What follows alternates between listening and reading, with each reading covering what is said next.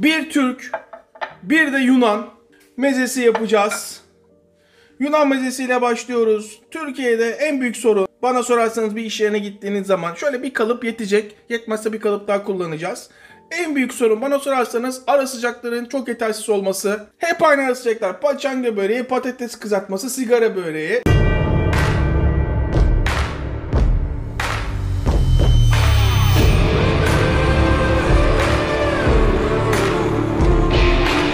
Baklavalık yufka. Herhangi bir marka olabilir. Hiç önemli değil. Hiç önemli değil. Bunun iki şekil yapma şekli var. İkisini de göstereceğim. Hangisi kolayına giderseniz. Esasında bir yapraktan da yapılabiliyor. Bakın şu 3 taneyi ayıralım. Zeytinyağı. Bakın sadece zeytinyağı. Zeytinyağı burada sırasını bekliyor. Müthiş bir tarif yapıyoruz. Gerçekten müthiş bir tarif yapıyoruz. Bak şimdi şu bir. Fırçayla çok iyi yağlayacağız. Çok iyi. Her tarafını yağlayacağız. Dereotu. Sadece yaprak bölümleri. Kesinlikle saplarını kullanmıyorum. Dereotu çok yakışıyor. Sadece yaprak bölümleri. Hemen üstüne bir tane daha. Fakat buradaki önemli nokta tam üstüne getirin. Uçları birbirini tutsun. Tekrar yağlayacağız.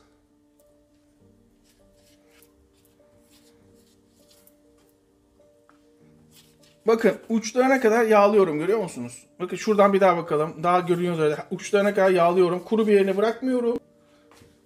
Daha sonra peynirimi hatırlıyor musunuz? Peyniri tam ortaya koyuyorum. Şöyle. Daha sonra iki yöntemi var yapmanın demiştim hatırlarsanız. Şu anda birinciyi yapıyoruz. İkinciyi de göstereceğim. Katlamaya devam et.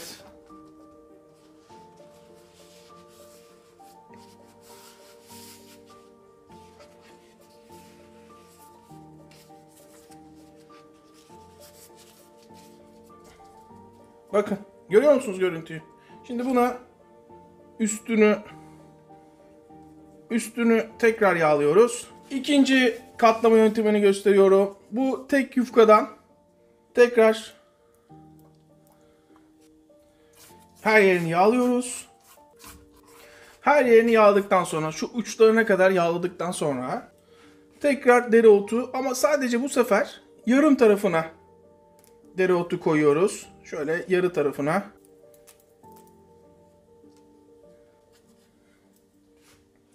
Daha sonra tam uçlarından ikiye katlıyoruz.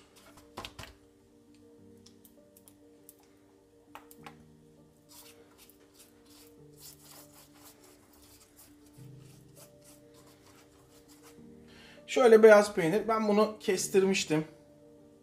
Bakın şimdi. İlk başta şöyle bir katlıyorum. Ve uzunlamayı çektim tabii ki. Uzun tarafını getirdim. Daha sonra yine şöyle bir katlıyorum. Bakın aynen.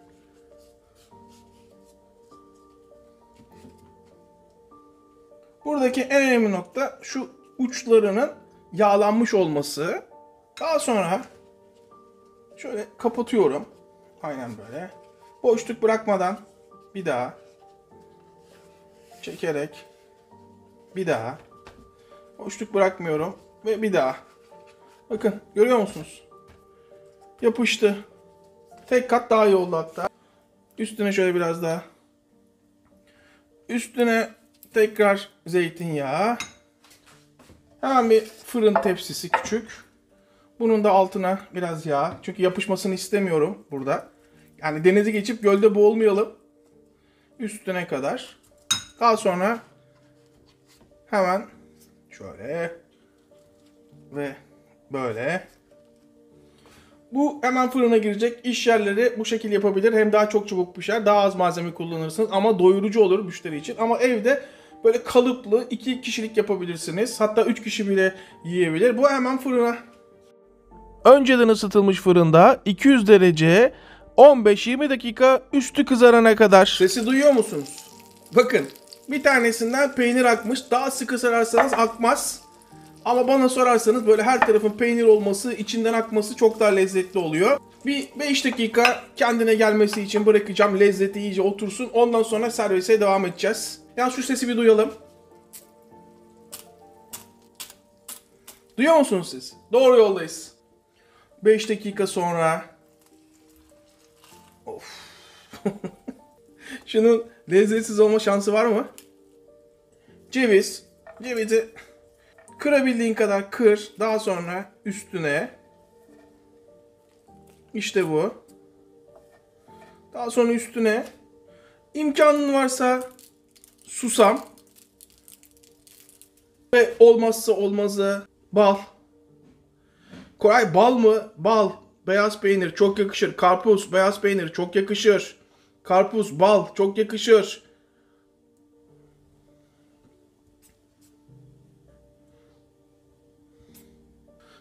Nasıl gözüküyor? Bana sorarsanız tablo gibi oldu. Michelangelo, Da Vinci, Picasso. Ayağa kalkın. Bu ara siz hiç oturtmuyoruz ama dediğim kadar var mı yok mu? Bak, şunu restoranlar, bizim ülkedeki restoranlar şunu yapmıyor. Bizi patates, paçanga böreğine Yunan mezesi hazır. Bir de Türk mezesi, bizim meze yapalım Egeli. Saat 4'ü çeyrek geçiyor. Gece bir vampirin tarif defterinden bildiriyorum. Patlıcanı közleyerek tarife başlıyoruz. Kabuklarını soyuyoruz. Tamamen kabuklarını soyduğunuzdan emin olun. Fakat parça parça köz kabuk kalırsa onlara da müsaade edin. Köz tadı versin.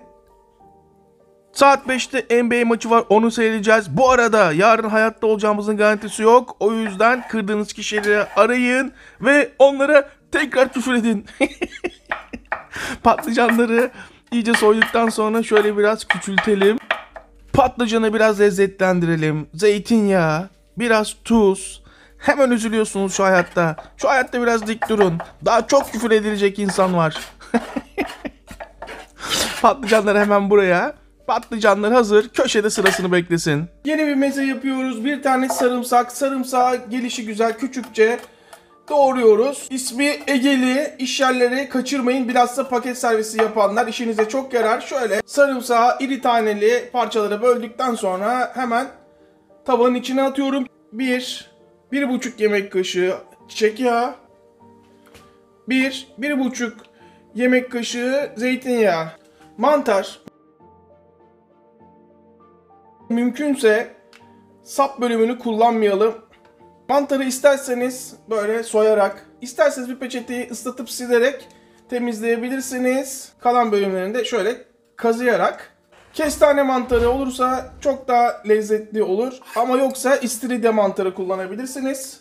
Daha sonra sizden istediğim ince ince kesmeniz. İnce ince kesmeniz. Bakın. Aynen böyle. Müthiş bir meze yapıyoruz. Daha önce hiçbir yerde görmediğiniz. İsmi Egeli. Ve eğer mantarınız azsa sap bölümünü de kullanabilirsiniz. O da ince ince keserek. Bakın aynen böyle. Görüyor musunuz? İnce ince. Ama mantarınız yeterliyse sadece mantarın gövdesini kullanın.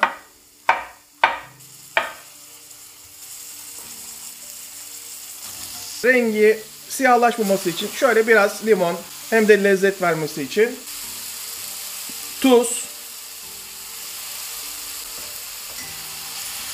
Şöyle yayıyorum. Yavaş yavaş kendi kendine pişmesine izin veriyorum.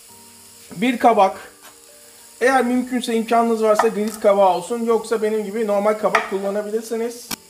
Şu sap bölümlerini aldıktan sonra rendenin en kalın tarafıyla kabuğuyla birlikte rendeliyoruz. Rendenin en kalın tarafı, dikkat. Dibine dikkat, elleri kesmeyelim.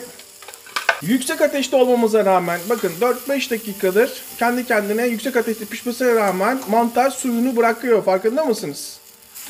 Tam istediğimiz gibi bu suyu gördüğümüz anda, bakın, kabakları suyunu sıkarak ve oyuna katıyoruz. Şöyle dağıtarak. Kabakların suyunu sık. Lezzet ufak detaylara saklı. Dikkat edin. Suyunu sıkmayı unutmayın. Sonra dağıtarak. Bakın çıkan suyu görüyor musunuz? Bunu kullanmıyoruz. Tekrar bir tuz takviyesi. Mantarın suyunu kabak kendi içine çekti. Şöyle bir kontrol ediyorum. Bakın görüyor musunuz? Hiçbir yanma yok. Çelik tavayla yapmama rağmen. Teflon tavayla yapan çok daha rahat edecek ama çelik tavayla yapan biraz dikkatli olmalı. Közlediğimiz patlıcanın sadece bakın şurası yarısı, yarısının yarısı. Yani 1/4'inin içine atıyorum ki köz tadını versin, lezzetlendirsin diye. Çay kaşığının ucuyla karabiber. Pul biber yalnız acıysa kullanmayın. Acı olmaması daha iyi ama seviyorum acı derseniz kullanabilirsiniz. Ve 1 çay kaşığı kırmızı toz biber. Bunun biraz daha tuza ihtiyacı var. Karıştır. Bütün baharatların lezzetini alsın. Şimdi 5 dakikada böyle pişsin. Bu arada köz patlıcanın üstüne biraz kırmızı toz biber. Çok az karabiber. Tuz. Zeytinyağlamıştık ama biraz daha zeytinyağı. Hemen karıştır. Tamamen lezzetlensin.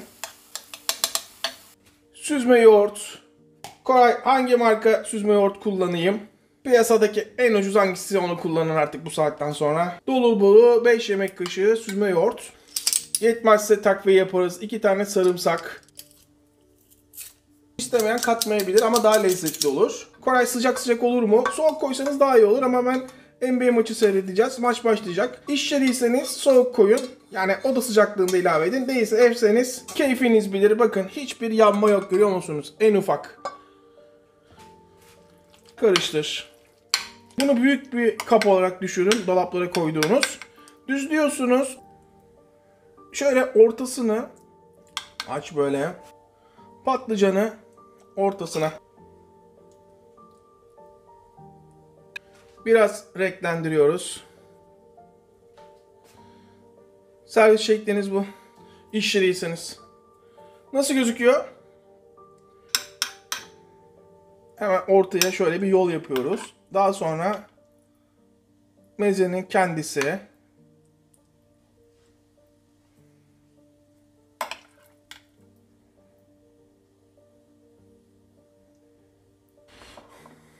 Bu şekil servis yapabilirsiniz. Beğenenler bu şekil yapabilir. Egeli mezesi de hazır. Artık şunların bir tadına bakalım mı? Ne dersiniz? İnanılmaz güzel kokuyor burası. Şu sesi duyalım ama. Şu sesi duyuyor muyuz? Yunan mezesi mi, başka meze mi kalmadı diyenler. Bırakın bunları. Bırakın bu fanatikliği. Bakın mesela benden büyük Fenerbahçeli yoktur. Ama yeniliyorsunuz, üzülmeyeceksiniz. Toplumları, halkları uyutmak için yapılan eskiden gladyatörleri savaştırırlardı. Şimdi futbol, basketbol. Oysa ki biz üzülüyoruz. Ondan sonra futbolcular en güzel arabalarına binip son model, en güzel evlerinde oturup en güzel kızlarla takılıp gününü gün ediyorlar. Ama oysa ki bu fanatikler üzülüyorlar. Gerek yok. Bu meze işlerinde de yok Yunanlıymış, yok Afganistanlıymış, yok şuralıymış, yok buralıymış. Saçma sapan konuşmamak lazım. Bırakın siyaseti siyasetçiler yapsın. Halklar arasında düşmanlık yoktur. Ama gerekirse savaşırız. O ayrı konu. Sonuçta Türk'üz. Açın ağzınızı. Şunun bir tadına bakın bakalım. Şunun bir tadına bakın. Nasıl gözüküyor? Bana sorarsanız tablo gibi. Açın ağzınızı. Ön yargılı olanlar. Yok efendim bal nasıl olur? Şüphelerim var diyenler. Mutlaka bunu yapın. Bayılacaksınız. İnanılmaz lezzetli ya. 5-6 tane olsun 5-6'sını da yerim. Bizim mezeye bakalım. Közlenmiş patlıcanından. Açın ağzınızı. Bir de şunun tadına bakın bakalım. Yıkılıyor. İçerleri mutlaka menünüze katın. Evde yapanlar mutlaka yapın. Masanızı şenlendirir. İzleyip abone olmayan vicdansızlar sizi unuttum zannetmeyin. Hiçbir unutmayacağım. Hepimize yine sağlık. Tekrardan herkese selamlar.